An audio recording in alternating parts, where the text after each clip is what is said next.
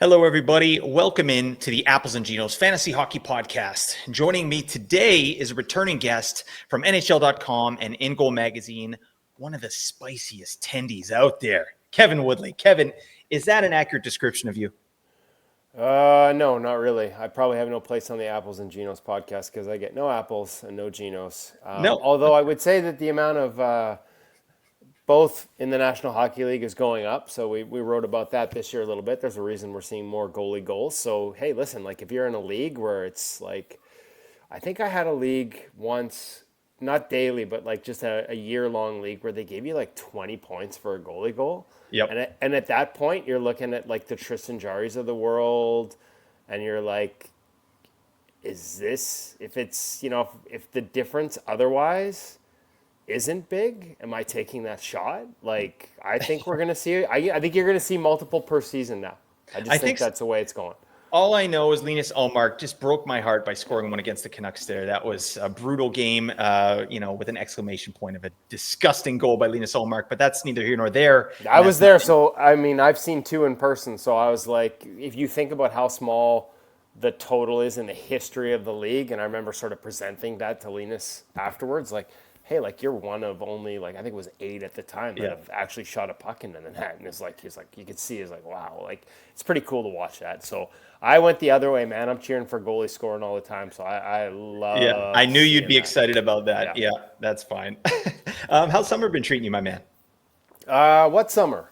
I think the Canucks made another move yesterday. They have kept us somewhat busy, and truth be told, when all the real reporters, the insiders, the big names in the world say their goodbyes after free agency and head off to the cottage, that's usually about the time that the goalies are actually getting back to work. And so at InGoal, that's a time of year where we're out and about trying to get on the ice with goalies, goalie coaches from the National Hockey League to try and sort of stock our shelves with, content, drills, video sessions, basically from now through the end of August when those guys start to head back to their captain skates and then training camp, might be one of our busiest times of the year. So no off season here, much like in the real hockey world, the goalies never stop working. That's why they're typically ahead of the shooters. So we try and follow that mandated in goal. Yep. Hardest position in hockey and hardest position to draft and predict in fantasy hockey. So it's a double whammy for goalies there. I don't know what's going on, but that's why we have Kevin Woodley here, right? The goalie whisperer, AKA the donator in fantasy hockey circles. As that moniker still apply, Kevin, or have you you leveled up there? No, I still suck at fantasy hockey. As a matter of fact, most fantasy sports I try not to play because honestly, there's just no time anymore. So I have one pool left that I'm involved in every year that I stick with, and my moniker there remains the donator. It was ever thus. Absolutely. What a generous person. All right. And generous with your time as well, Kevin. We appreciate that, and we love having you here. Well, let's get into it. I've got lots of goalie questions here for you, but I'd love to quickly get your take on the Vancouver goalie situation and some of the stuff that's happened here with the team. Obviously, you're close to the Canucks. They moved on from the Calder Cup MVP, Artur Silovs. What? It makes total sense, but it's still kind of a kick in the stomach, at least I think for fan bases. What are your thoughts there on that Silovs move and maybe his potential with Pittsburgh? Well, it's interesting. It's kind of not surprising. I mean, as soon as you double down on Demko and Lankinen, there's just no room at the inn. And once he requires waivers, there's a chance that... Now, listen, I've actually talked to a few teams that are putting together lists that might need a goalie and that might try and find an upgrade on waivers. And absolutely, Artur's was part of those lists. But to be honest, a couple of teams, a bunch of them I talked to, not necessarily at the top of it. So, but at the end of the day, there was a risk of losing him on waivers. And at the end of the day, the way they built their depth chart, it felt like they were comfortable moving on and better to do so by getting assets in return. And I think most people will agree that they probably did better than expected. When you look at the price for a Caden Primo, when you look at the price for a Daniel Tarasov out of Columbus. And so I know he just won the Calder Cup. Know he was the MVP. He's such a great personality. He had so many great moments in a Vancouver uniform, got them to the second round of the playoffs, got them to Game 7 against Edmonton, won the World Championships. He was lovable. He had a great personality. And so it's hard. But the reality is he won twice in 9 or 10 starts last year. And the Canucks were a team that was, as they've said, despite all the injuries and all the chaos that surrounded them, they were 6 points out of the playoffs. And so a backup that goes 500 in those 10 starts probably gets you there. And just given the way it went with an 865, they probably weren't going to run him back as a backup. And all of his success has been as a starter. And so this is something that the Penguins will have to figure out. Like, how much rope do they need to give him? Like, I think Artur Silovs is absolutely an NHL goaltender and absolutely has a chance to be a decent one. There are some people that think it has to be as a number one, and they aren't sure he'll get that opportunity. So can he find the level of success that he's had in these, for lack of a better term, tournament formats? World Championships, just go out there and play for 2 weeks. Playoffs, go out there and play for a month. The Calder Cup, a couple months. Like, get him on a roll and he's fine. But are you getting the same if you're giving him a start every 10 days, every 2 weeks? It's a tougher ask. It's a much tougher job when you know that if you don't have a good game, you might not get back in there. Like, that's a lot of pressure. But that's the reality of the backup position, and you sort of got to make your way through those phases. And in Pittsburgh, a team that's not about win now, he should get that opportunity. He wasn't going to get it here. He was an ideal number 3 here. But because of waivers, they couldn't keep him in that role. I mean, if you look at how they've stacked things up behind him, I would argue one of the reasons he might have got claimed on waivers is because the claiming team, kind of like Spencer Martin getting claimed years ago, which caught me off guard, but then you realize the Canucks didn't want him back. Like, they'd built out a depth chart where he wasn't a big part of it. And so if you're the team that claims him, you got to keep him. Otherwise, when you put him in the minors, the other team can just claim him back. And Artur's, like Spencer Martin, might have been a guy that would have got claimed because the other team would have thought, well, the Canucks might not even claim him back because they want playing time for Ty Young, for Nikita Tolopilo. So, and they have Yuri Patera. So it was not a surprise in any way, shape, or form as soon as Demko and Lankinen were signed to the extensions. And now it's just a matter of, how does Pittsburgh, what does that look like in Pittsburgh in terms of his time in that rotation? I have a lot of goalie people that believe in Neil Blomqvist, and their young Russian, I'm brain cramping on his name, but they got a young Russian that started in the ECHL last year, went to the American Hockey League. I think he set a either franchise or AHL record, won 19 in a row as a rookie in the American Hockey League. But they don't want either of those kids exposed behind what is going to probably be a pretty horrific defense and defensive environment in Pittsburgh. And so, Arturs is going to have to take those bullets, but for him, it's an opportunity to show he can. So, works out perfectly. But the number of teams in that position to take a waiver guy and give him an opportunity in the NHL was pretty small. So, for the Canucks to get assets in return is probably a job well done, as much as fans lament the fact that he's gone. Yep. I mean, similar to Dakota Joshua getting traded as well, right? Like, there's a method to the madness, but well, court of public opinion. That's a cap dump, right? Like, that's to me, that's different. That's a cap dump. You're opening up salary cap space because you're still thin at 2C and you need to upgrade that. Arturs is, let's get something rather than lose him for nothing on waivers. And the truth is, we probably don't really have a spot for him anyways. Yeah, interesting stuff. I'm excited because what a genuine dude Artur Silovs is. Like, that acceptance speech of the MVP. That's much raw stuff. Like, just to see a professional athlete with that kind of humility and just genuineness. I was sad to see him go because guy seems like an absolute beauty. One thing I wanted to talk about before we move on from the Canucks here, just the goaltending situation in general. Now we've got a bunch of money tied up in Demko and Lankinen here. Obviously, Demko signed his 3-year deal there. How do you see that playing out and the kind of tandem? Because obviously, Demko's had that injury history. Seems like he's going to be fully healthy going into the season. What do you think the split's going to be? And do you think that either guy is going to be relevant for fantasy at this point? Oh, that's a really good fantasy question. I don't know what the split's going to be. I don't know if they're going to go pure back and forth. I'd be tempted to. If you're Thatcher Demko, you probably want to play a little more than every second game. If you're Kevin Lankinen, when you signed that extension at 4.5 years, you probably thought you were going to be playing more than every second game. But at the same time, when you have two guys that expect to be the guy and play every night, the next best thing is to play every second night. Because the thing to keep in mind is both of these guys have a shot at being on their Olympic teams and not getting a break in February. Lankinen for sure. And I've always said this, like, when healthy, Demko is on that team.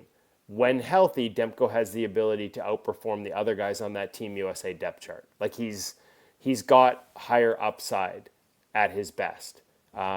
So I absolutely think that if he has a strong first half, he could end up in consideration for the Olympic team. And now you've got to, again, mitigate that as well against the number of starts. So, everybody that wants to play every night, the next best thing is every second night. And in some ways, a rotation gives you, it may not be the rhythm of every second day that a lot of goalies crave, but it's the rhythm of every second start. And with a schedule as condensed as this one, it means you're probably never going more than 4 days between games. So I don't know. I don't have the answer. I'll be curious to see how it shakes out. The reality is this is probably only the second time in the last 5 years that Demko has gone into a season with a full summer. But the other reality is even in the two that he didn't make it to the finish line healthy, right? So you just have to resist. And he may not he may, have pushback on that narrative, but it's just where we're at right now in terms of you until you've done it, you haven't done it. And he's yet to make it to the finish line as a number one completely healthy. And so I think you have to be smart about how you handle this workload. At the end of the day, what becomes really interesting, and this is a problem they would love to have, is if you do get to the Stanley Cup playoffs, what then? Because now you've rested the guys. They've never played more than once every 3 or 4 days. Are you going to take that guy and say, okay, well, all year you played every 3 or 4 days. Now you got to play every second night. Or do you continue? And obviously performance will dictate that. And listen, as much as the attention goes to Demko for the health, the other reality here is Kevin Lankinen was out of this world good for the first month of the season, and it started to fall off at that point. So there were probably some lessons for him learned along the way, and I know he's such a thoughtful goaltender and a guy who truly cares and is a workhorse at the position. He will figure out, like he'll have learned those lessons about workload and come back more prepared to play more next year than maybe he was this year. He'll understand what that is to manage your body and your game and your rest. But at the same time, if you don't have to worry about it, if you're mitigating it because you have two guys that can start, like not only is it about getting Demko to the finish line, it's about getting the best out of Kevin Lankinen. And if you manage this right, you have the ability to have elite net minding on an every night basis. So we'll see where it goes. Like I said, I think both guys probably want to play more than every second game, and yet that might be the best solution. I just hope we don't get to a point where they do stupid stuff like win and you're in, which the position's tough enough without adding artificial pressure because sometimes goalies play great and don't win. And it's always been one of those sort of mindless old school hockey thoughts that drives me absolutely nuts. So if we see that at any point, we hear that in the season in Vancouver, you can prepare for an epic rant from me on the local airwaves. Yeah. I don't know how a goalie's supposed to get his mind right when you don't even know whether you're in or not, and you're afraid to make mistakes or have a bad game. So yeah, hopefully it's something consistent there, but this is the year, Kevin. This is the year Demko finishes the season fully healthy, gets into the playoffs. This is right in line with the Canucks sort of sine wave, up and down every single year. I think we're in for a good year. So I'm kind of excited about that. All right, let's move on. I want to talk about some of the top goalies we were talking about.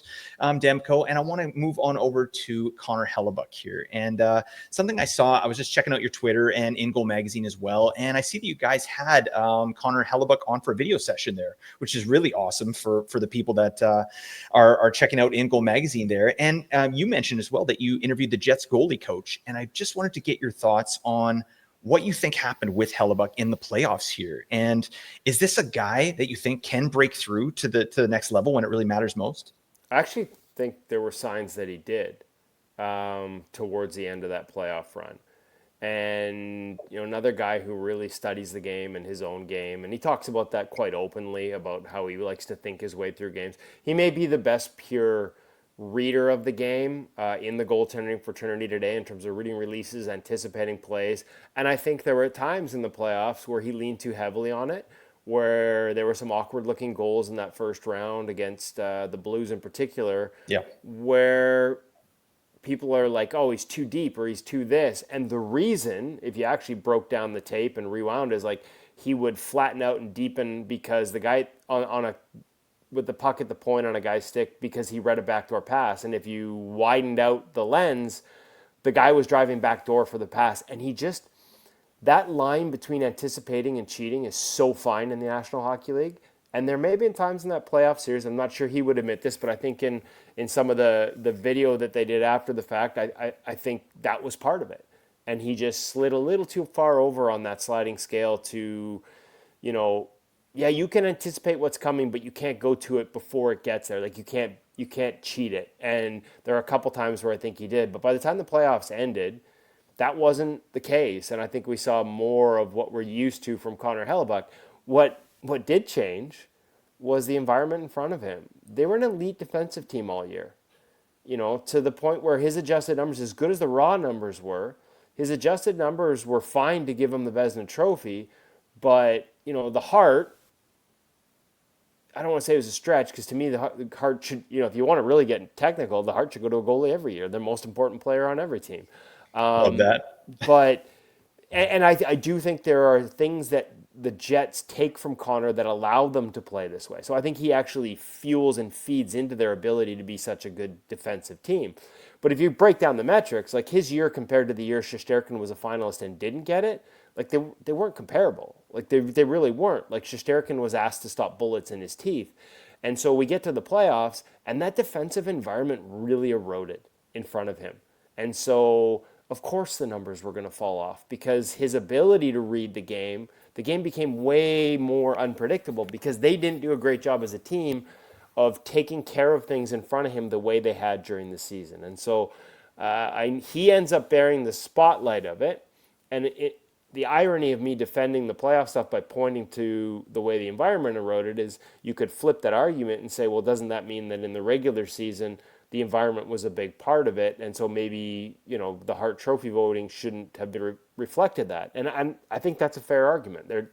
It works both ways. You can't have one of the highest expected save percentages in the league in the regular season and then say, hey, well, that eroded in the playoffs and that's why things went sour, without recognizing and acknowledging what that high expected save percentage meant in the regular season. So he is such a special goaltender, not just from his ability and the numbers he puts up and the consistency and the ability to play that many games, but the way he thinks the game is incredible. And so when you're anticipating and what you're reading off of changes so dramatically based on your own team, obviously there's going to be a fall off. But I thought by the end of the playoffs, he was back to himself, even when they weren't back to themselves in terms of their defensive structure. And so, yeah, I actually wouldn't be surprised at all if there's a long playoff run to follow here if they can continue to play that way. I actually don't think that it's a load management issue. Everybody points to it. I got to spend some time with him coming off the Four Nations break, and the only thing he lamented about the Four Nations is that Team USA gave him a game off. He would have preferred to play it. Like, the Jets are really aggressive in terms of how they manage his rest away from games. They're really smart about it. They really limit his workload. They allow him to work on the things he needs to work on. So again, talking to the athlete, I don't think that was the reason. I don't think this is a fatigue issue. I think that's a real easy thing for people to point to. And it's kind of like Demko, right? Like, until you've done it, you haven't done it. So if the playoff success continues to elude him while playing 60 games, then people will continue to point at that. But I actually think there were other factors this year. I don't think it was about him playing too much. I don't think it was a fatigue thing. And I think there were some things he figured out in terms of not trying to do too much, not tipping too far towards the read side and anticipation side, that will benefit him in playoffs future. And that's the other thing. Like, dude, we're 3 Vezina trophies and a Hart, and we might not even be halfway through his career. That ability to play as many games, the way he manages his body, the way he understands his body, the way he controls and moves his body, this could be a really long career that could see him move up a lot of the all-time lists before all is said and done.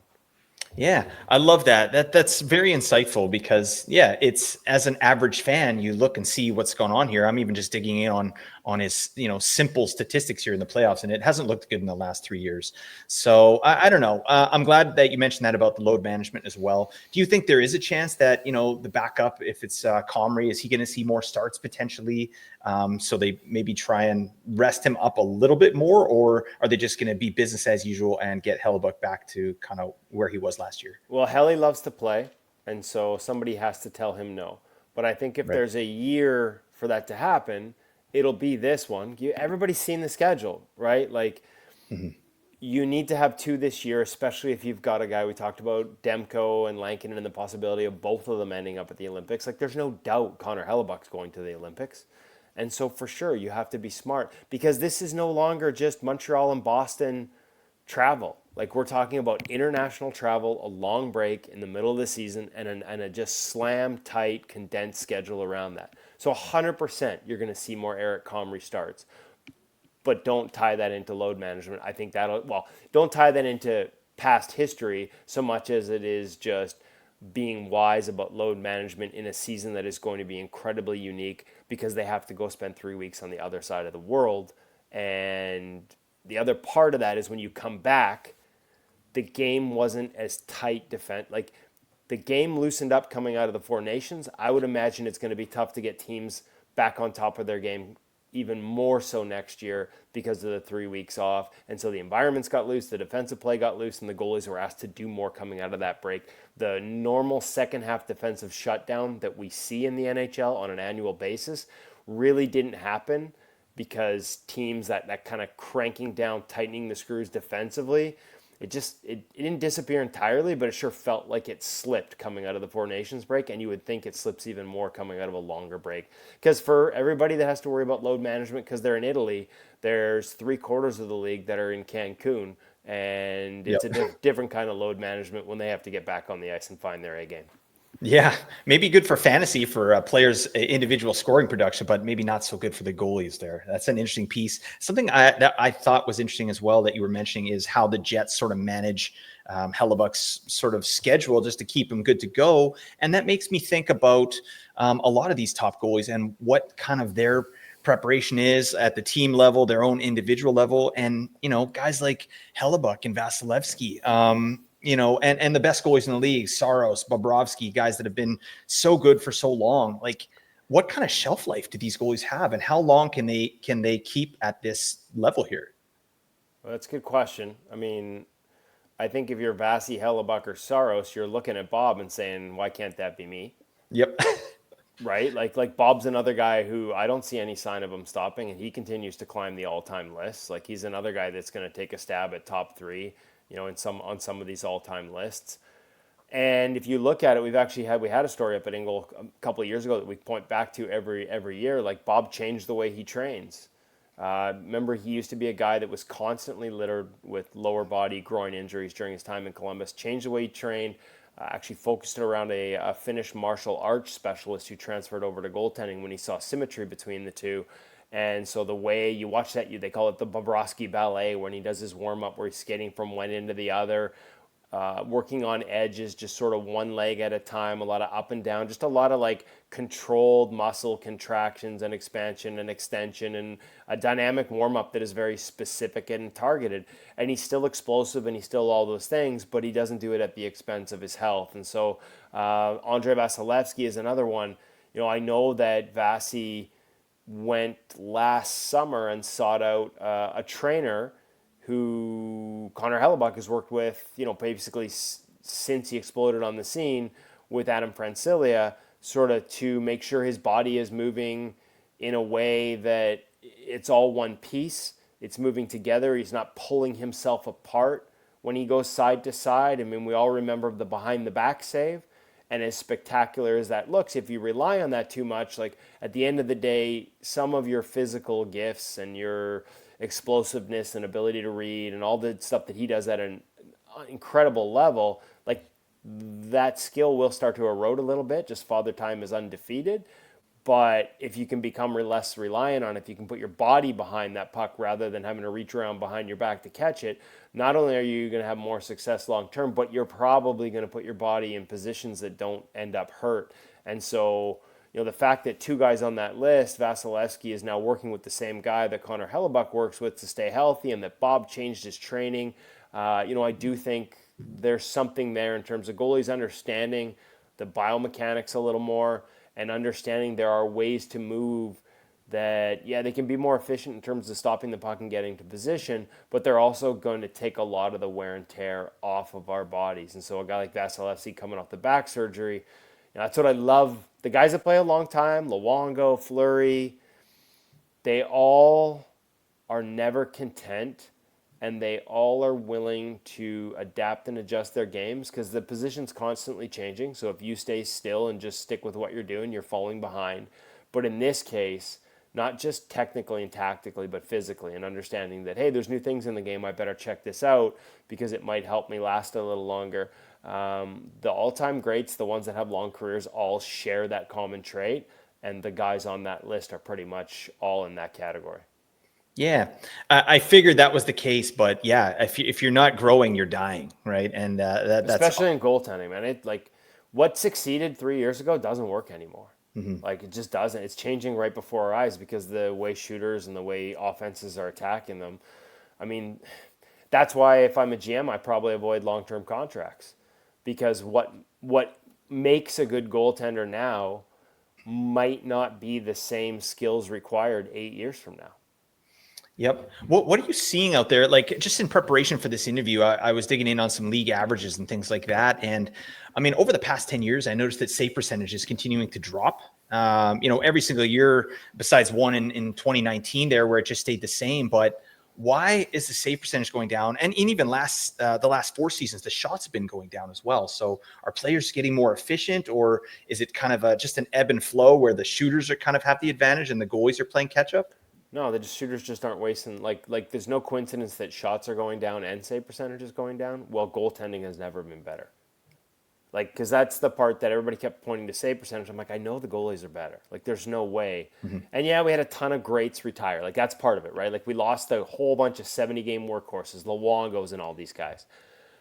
But as teams have, in some ways, goalie analytics has fueled offensive analytics at the expense of the goalies. So understanding what creates goals, understanding what is basically a turnover. I sat and watched a game with a goalie coach in the NHL. Actually, he came and sat with me in the press box a couple of years ago. And clear-sighted shots that the goalie was set and square on, if his guy and his team took that shot, I'd just hear him as he made a note, mumble, turnover.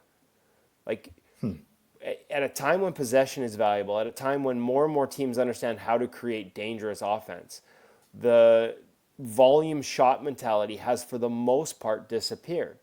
And so teams understand that just wasting one down the wing or from the point, if there's not other elements involved, like a pass before and the goalie's moving or multiple layers of traffic or a tip or deflection, if it's just a shot, you are essentially trading possession of the puck for a face-off and a 50-50 chance, or maybe slightly different, to win it back. So you're basically giving up the puck. And so teams don't waste shots. And players, I've talked to goalies about this. I wrote a piece on it this year for NHL.com, and we had an expanded version of it at InGoal Mag. Teams just, players aren't... So if I'm not getting those shots anymore as a goalie, and goalies have talked to you about, it used to be 35 shots a night, 10 dangerous ones. That's 20 easy ones. Well, my save percentage is going to be higher because I stop the easy ones 99% of the time. Mm-hmm. Well, now it's 22 shots and 10 hard ones. The low percentage shot is what's disappearing. That's why save percentage is dropping at the same time as the shot totals are dropping.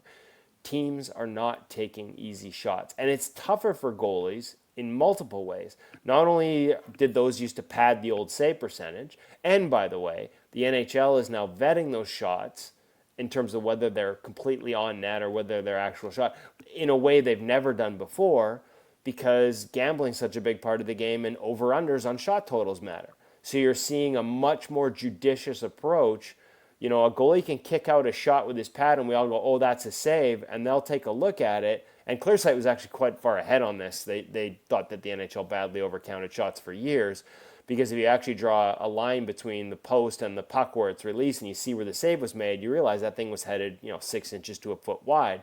Goalies used to get credit for that. They don't anymore. So there's that, but mostly it's just teams and players. Like, young players don't take those shots anymore. Right. Like, maybe if they get a step on a defender and they can walk down to the hash marks and bury, absolutely. Or to the dot and just put their head down and wire one, because they can shoot, no question. But the stuff from outside, for the most part, it's disappeared. And if you're putting it on net in those situations, it's to create a rebound. It's because you know how you have a traffic or a tip option or a layered screen. Like, you can still make value out of those, but they actually understand what is value and what is just a waste of time. And at the same time, that leaves goalies who used to rely on those easy ones. We used to call them feelers. Some goalies would tell me they were the 99 percenters. Carolina used to be famous for taking a bunch of those shots, and the Carolina goalies would tell me it's really frustrating because I watch us warm up the other guy for 10 minutes, and then the first thing I see is an odd man rush. So those warm-up shots, those 99 percenters, those feelers, they're disappearing from the game. And for a goalie, that means you might go 5 minutes between a shot, and they're both grade A's, and you don't get any of those feelers where you just make a nice, easy routine.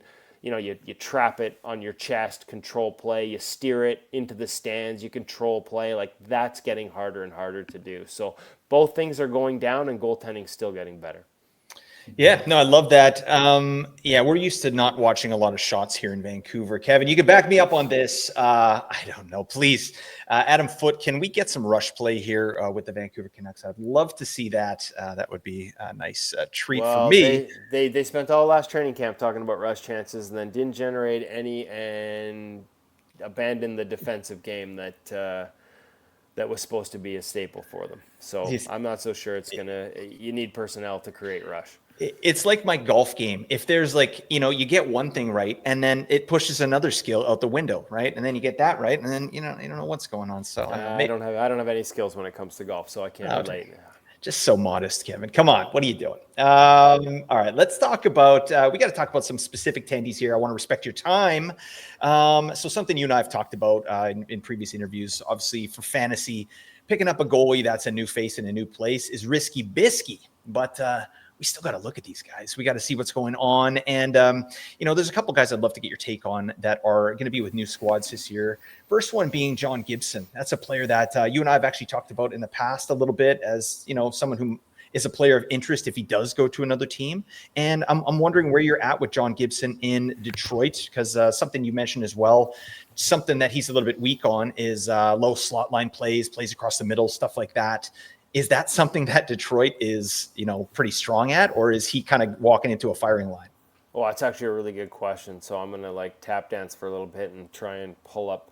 Probably should have done this a while ago in terms of what the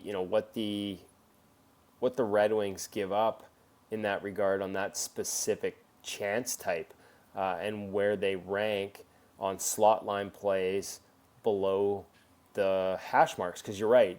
It's one of the areas where John Gibson's numbers sort of stand out for the wrong reasons. He had a really good season last year, and yet he, it was almost 1 in 3 of those were going in. And so the fact the Red Wings are 17th in that, so it's basically a middle pack of the NHL in terms of how many they give up based on expected goals, those types of chances.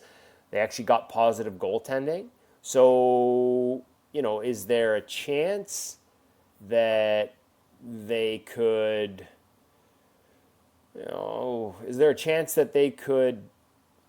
give up a few more goals with him on that? Yeah, possible. But really what you want to do is be able to sort of take him in every situation, because there are other things he does very well. Were they getting saves in those environments? And so when you add it all up, I'm curious to see how it works. My hunch is that John Gibson is going to be really good there. What I can't tell you is because they've made a change in goaltending coaches.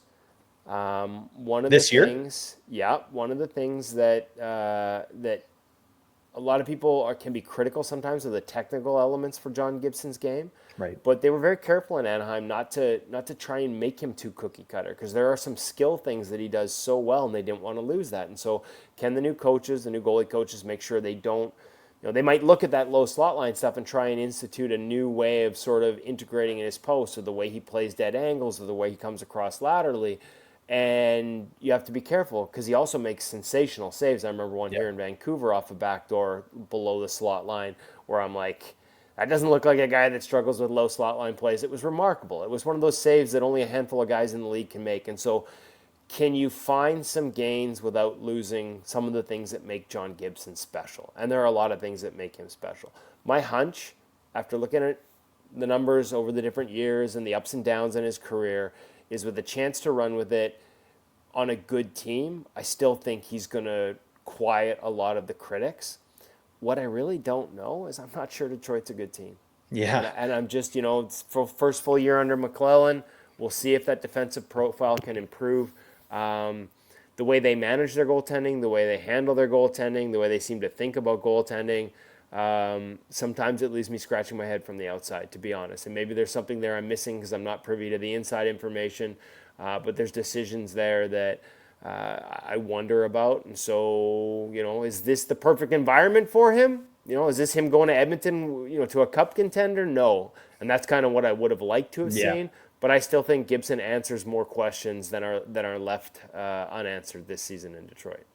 Yeah, I think I'm low-key into it for sure. I think it's obviously a better situation than where he was. But yeah, offensively, Detroit that's where I'm concerned. Like, yeah, I think they can probably be better defensively, especially with a better goalie.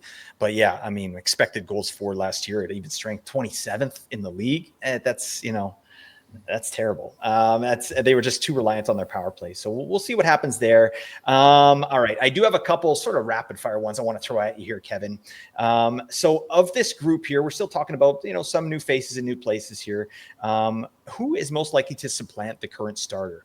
Alex Lyon in Buffalo, Dan Vladar in Philly, or Shelov's in Pittsburgh? Oh, that's a good question. Those are all really tough environments too. Yeah. Yeah. Not good. Yeah. It's funny because I think Dan Vladar is very similar to Samuel Ersson in Philly.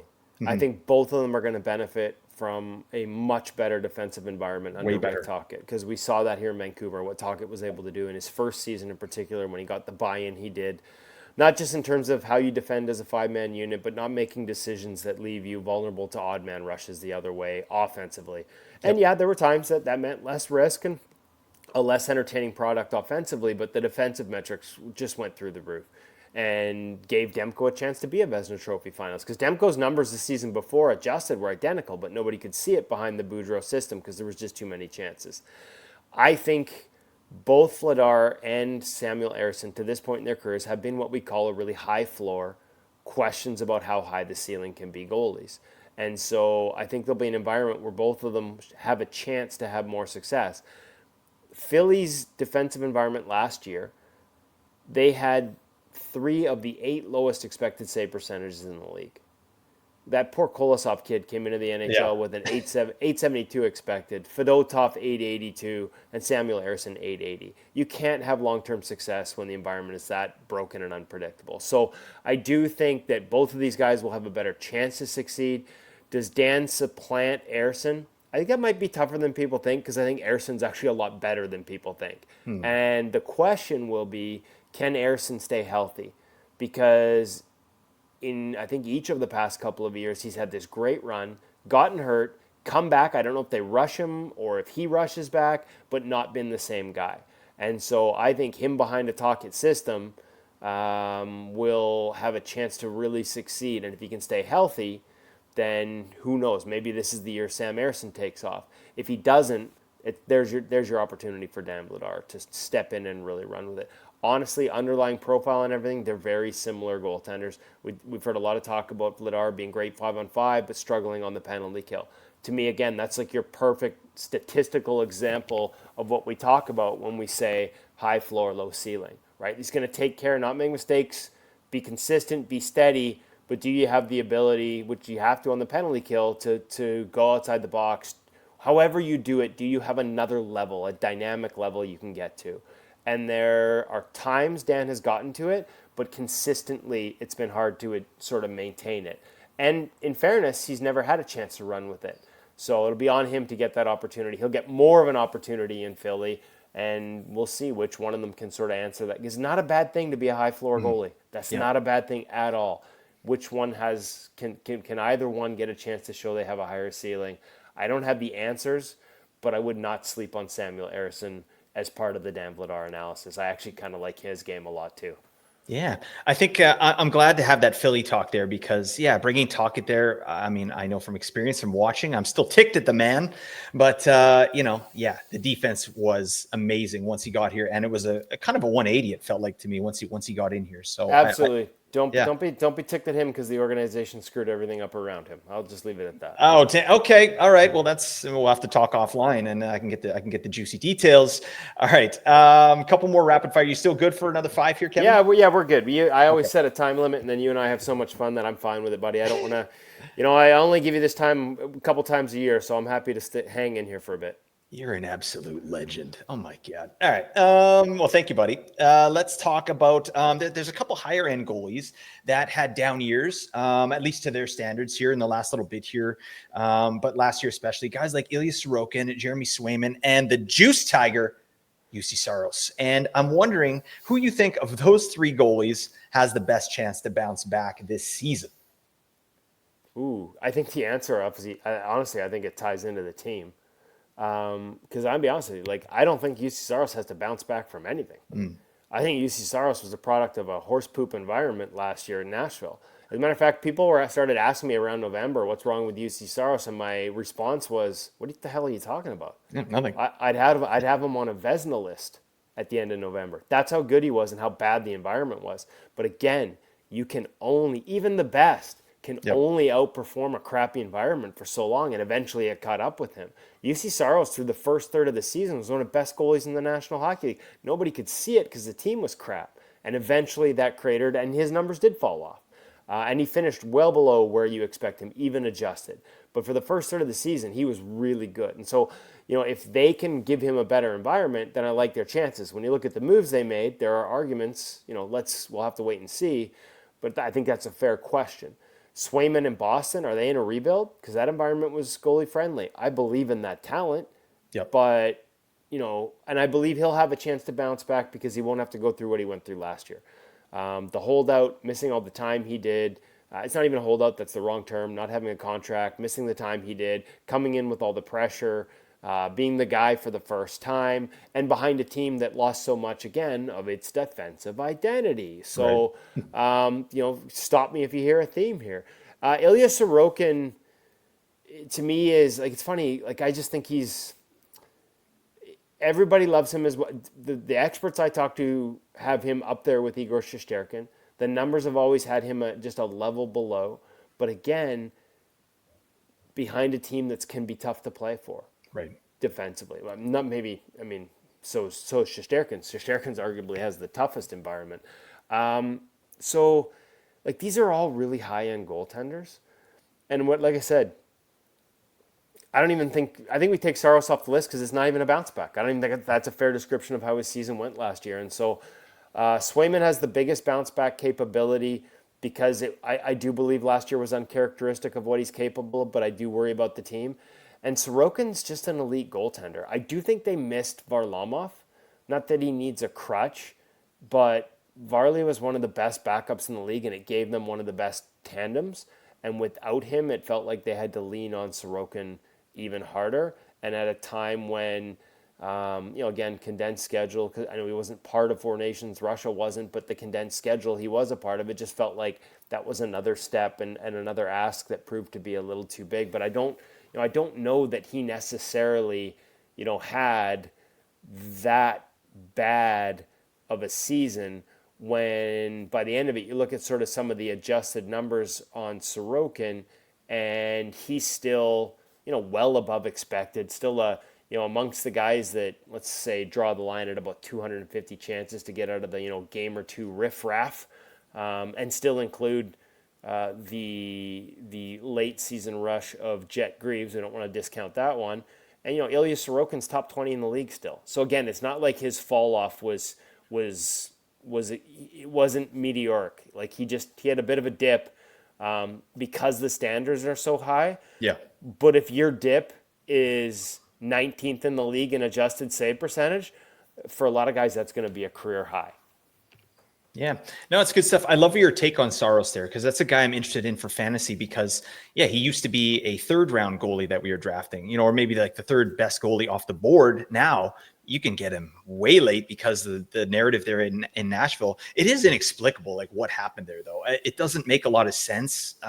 Like I've dug in quite a bit to just try and figure it out, and they just couldn't generate a damn thing offensively. And like you said, the defensive environment, terrible, but it's good to know that Saros was playing kind of up to his standards, at least the first half there. Well, first half, like I said, Vezina standard, it fell off in the second half, and he finished the year still slightly above expected.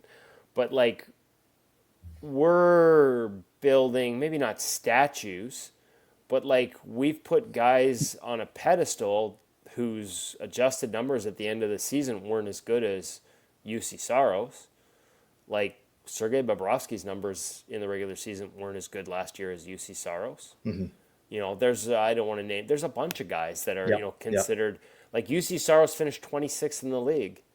Now listen, you're paying him to be an elite number 1, and 26 is lower than you'd want to be. But his expected was 7 points below the league average, so one of the lower, tougher defensive environments. And for the first half, he performed at an elite level. In the second half, he didn't, and it all came out in the wash. He's right there with Joseph Woll and Aiden Hill and some other guys that I don't know that people look at it and say, oh, they had terrible seasons. So the expectation is high. For half a season, he maintained it. I would not be at all surprised if he has a bounce back. The question is, what's that team like in front of him? And that I don't have the answer for. Yeah, no, for sure. I am going to campaign for you, Kevin, to start calling this man the Juice Tiger. Are you into this? You have to say it in a Scottish accent. The Juice Tiger. No, I don't think I can. I don't think UC's going to support me on this one. So UC's probably one of the softest spoken guys in the league. So I'm not sure that one works. Okay, he's just too chill to be the Tiger. He's just, Okay, we'll have to come up with a different one. Okay, I'll workshop that. I got a working group. We'll get the biz on that. Last question, my man. Thank you so much for your time. I really appreciate it, Kevin.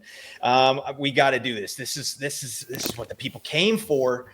We do ZeroG over here, a draft strategy. We draft goalies late, and you've hit on so many guys like Blackwood, guys like Lankin, and these are guys in your wheelhouse. Kemper is another guy that you were really big on, and I just love to get your take on some lesser known goalies or guys that you think could really push their way onto a roster and make a difference for fantasy that people don't see coming.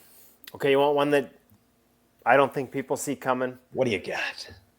The question is, his upside is still probably a tandem, so it's not like he's going to push himself into number 1 workhorse minutes. But a guy that I absolutely believe is going to have a bounce back season this year, and he was one of the guys on your screens earlier when we were talking about save percentage dropping. Philip Grubauer, after getting sent to the American Hockey League, came back in the second half of the season and quietly, with no one noticing, posted elite adjusted numbers after that trip to the American Hockey League. Like elite adjusted numbers for a team that wasn't all that great and was no longer in it. There's been I'm not saying it was about the goalie coaching. It's not a criticism of the goalie coach in place, because I happen to be a big fan of Steve Briere, who lost his job this summer. He was in Toronto before. I think he's done an excellent job. Joey Daccord will tell you the same thing. But for whatever reason, I think Gruby found something when he was down in Palm Springs, and the fact that goalie coach is now the goalie coach in Seattle. And it's not, I don't even think it's technical or tactical, like just sort of a joy. And he was so good after he came back. So I think Philip Grubauer is going to have a bounce back this year. And I think nobody would be willing to do it, but Seattle probably would have been willing to eat salary if you were willing to take him. And I think that Philip Grubauer, the way he's feeling about his game and the way last year ended for him, like, I would have taken a 50% bet on him in Edmonton. And people in Edmonton would have lost their minds. We're getting Philip Grubauer. He was in the American League last year. He's no good, blah, blah, blah. I'm telling you, Philip Grubauer can play goal. And Philip Grubauer, again, maybe the contract was a little too much. Maybe he's not a workhorse. maybe he's not going to be in that conversation with Connor Hellebuyck, but Philip Grubauer can play goal. And Philip Grubauer showed that in the second half last year, and I think he's a guy that's going to have a bounce back. Now, Joey Decord's a really good goalie too, so the upside in terms of starts is going to be limited, but if he gets the opportunity, based on what I saw late last season, don't be surprised if he runs with it. So that'd be that's about as zero G as you go, because I guarantee you he is on nobody's radar. That is not what I expected you to say. That's amazing. Every time I think about Philip Grubauer, I think about him at that outdoor game where he was wearing like the Oakleys. You remember what I'm saying there? I was at that game, so are we talking about the one that Seattle hosted? Or Yeah, that's right. Yeah. So there you go. That's wild stuff. I mean, he'll be out there on radar. No one is picking that man up. But that's really interesting to hear because, I trust your takes a lot, and that's not someone I even dug in on. Well, and think about why would I? The workload. So in a season where even if Joey Decord's not going to the Olympics with USA, although he played at the World Championships and won a gold medal, and so the first time he's on their radar as a USA guy, he finally picked the country, so to speak, because there was talk of him maybe even representing Canada at the Four Nations. Remember that? And I think the Swiss have approached him. Anyways, he's locked in for the Americans. But at the end of the day, you're going to need two. And I could see him working his way into that equation more than he has in years past. We got Sam Montembeault up on the screen. Good year last year. But again, the numbers don't always show it. Like he's right there with UC Saros. Like his numbers finished right around there. So that's good. That's respectable. Chance to play more. Jakub Dobiš is young. I think he's got a lot of upside. Actually, on a per shot basis, his adjusted save percentage was higher last year than Sam Montembeault. So could he eat away some starts there? We'll see. There's a lot to like about his game, but a lot that still needs to be learned. And he'll be the first to admit in terms of how he applies it. The other guy on the screen is Jet Greaves, and I feel like, to be honest with you, I can't pick him as a sleeper because I picked him as a sleeper last year. And I think if the Columbus Blue Jackets had listened and maybe had him up there a little earlier, they would have made the Stanley Cup playoffs. Does that mean he's going to perform? Like the numbers he put up last season are the type of numbers that win you a Hart Trophy. Like he's plus 4.5%. That is 4.5 goals for every 100 shots he's saving them relative to your average goaltender. Those do not get sustained. Like that's unsustainable. So is he going to stay on that type of heater for the entire year? Obviously, it would be ridiculous to assume that. But he's proven he's an NHL goalie. Every time he's come up, he's been well above the adjusted. He's been thrown in some games where he's been shelled in terms of chances and shot quality, and he's always outperformed the baseline. And so I would have had him up there sooner. The path is cleared for him to be up there more or full-time this year, obviously, with Daniel Tarasov being traded. Mm-hmm. And I think he's a guy that could take over there'll be ups and downs. There'll be learning curve, but he's a guy that could take over that crease. The other one, we talked about Darcy Kemper bouncing back. Don't sleep on Anton Forsberg going to the Kings as a backup. Again, in a year where Darcy's getting older, they're coming off the playoffs last year. The backup already plays a fair amount. I think that Anton Forsberg, coming off a devastating knee injury in the second half last year, it took him a while to get going, but in the second half, he posted some really good numbers. So if you can live with the backup and you're sort of rotating spots, there's a guy that's probably going to get in once a week that I could see having a nice season for the LA Kings. I love this. This is good stuff. I'm picturing my ZeroG team right now. All right, Jet Greaves and Philip Grubauer as my goaltending tandem, and I feel good about that. All right, but if I don't win, I'm coming for you, Kevin. All right, I don't know. That's you're there, but buddy, I really appreciate your time. We can donate together. Yeah, well, I've done it before. I just don't, call myself the donator, but I've given lots of money. Let's be real about that. Thank you so much for your time, my man. I really appreciate you having you here. One thing I did see on X that your daughter committed to the University of Hawaii's women's volleyball there. So congrats on that, my man. And does that mean you're going to be spending more time over there now? Because I know that's really tough on you. Yeah.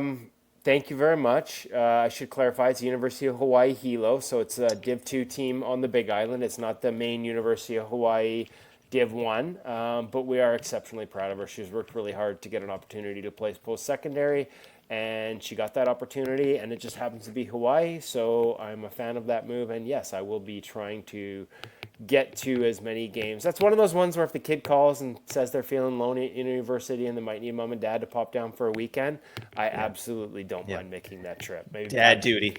Pack a surfboard and we'll be on our way. Absolutely, buddy. That sounds epic. So yeah, congrats to her. And Kevin, thank you so much again. Appreciate your time. Why don't you let us know and our listeners know about InGoal Magazine again and the great service you're providing over there? Yeah, no, I mean, honestly, we don't have a fantasy section. If you're a goalie, though, we've got something for you. We basically go inside the mines, on the ice, in the video room, in the training room, on the training table, pretty much every aspect of goaltending, from equipment to technique to tactics to off-ice physical training to off-ice visual training to off-ice mindset training. We take you inside NHL locker rooms and talk to the best in the position about how they get better. And then we bring that to you at InGoal Magazine, which is ingoalmag.com. It is a subscription service, but it's $50 Canadian a year. So it's less than the cost of a skate sharpening card. And if you're American, it's like practically the price of a Starbucks. Cup of coffee. A long order. And I guarantee you, as many NHL goalie coaches have told us, there is no better tool to learn the game of goaltender than a subscription to InGoal Mag Premium. So check it out at ingoalmag.com. Absolutely, buddy. And check out Kevin on X as well. Also, InGoal has amazing hats that Kevin's sporting here. You got to get over to YouTube. I got to get me one of those, Kevin. Yeah, you know what? We've never sold them. Oh, They have been strictly thank you gifts for the NHL and our guests. I've always just used them in that regard. But we are thinking about, we've had enough questions in demand. We are thinking about launching these to the public, and then we'll have to come up with a special edition for the NHL guys. Absolutely, buddy. I'll be first in line. But that's it, folks. Thank you so much for joining us. Really appreciate that. We'll be back with more content in the next week here. But until then, celebrate your day. Bye for now.